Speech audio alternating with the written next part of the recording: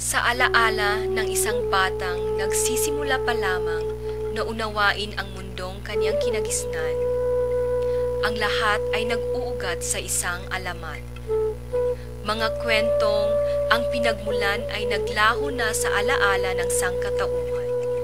Subalit, nananatiling makapangyarihan sa tuwing ito ay ginugunita.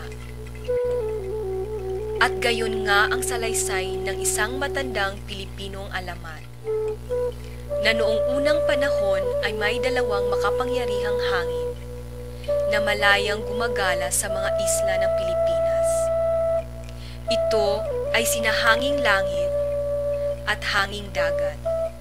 Ang kanilang pagsasama ay nagbunga ng isang anak at ito ay kanilang tinawag na Kawayan. Isang araw, habang si Kawayan ay lumulutang sa tabi ng dagat, nabanggan niya ang paa ng isang lawin. Nasaktan at nagalit, pinagtutukan ng lawin ang Kawayan hanggang ito ay mabiyak sa dalawa. Mula sa isang piraso, lumitaw ang isang lalaking tinawag na Malakas dahil sa taglay nitong kalakasan. At sa kabilang bahagi naman ay lumabas ang isang babae na pinangalan ng Maganda dahil sa taglay nitong kagandahan.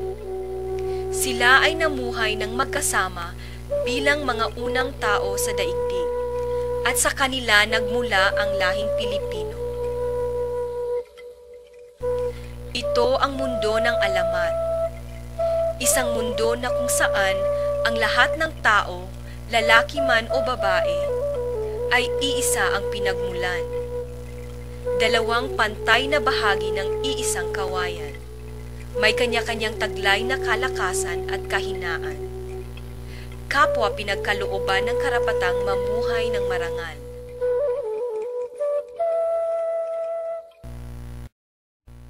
Subalit, tila baga, kay laki at kay hirap tawirin ng puwang sa pagitan ng alamat at realidad.